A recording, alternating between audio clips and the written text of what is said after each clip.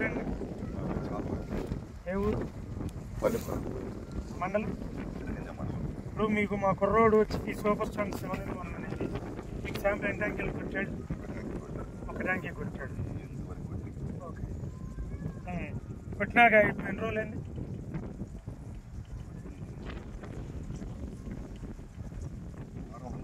వారం రోజులు.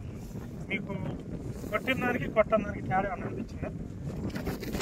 అయితే నెంబర్ 1 ఉంది. కాకపోతే మొత్తానికి పెడితే ఒక రకం ఉంది. సగం పడుతుంది, సగం ఉండే కుట్టేసరికి ఈ నస అయితే విపరీతంగా ఇబ్బంది లేకుండా నస అంటే మెత్తదనం బలంగా బాగా వచ్చింది. పురుగు కానివ్వండి, తెగులు కానీ ఎట్లా ఉన్నాయండి? పురుగు సాయంత్రానికి చచ్చిపోయింది. ఉదయాన్నే కొట్టి కొట్టాను. సాయంత్రం వచ్చి మేము చచ్చిపోయి పడిపోయింది. ఓకే. కొట్టిన దాంట్లో అండి? కొట్టిన దాంట్లో పురుగు ఉంది, కొట్టిన దాంట్లో సాయంత్రం పడిపోయింది.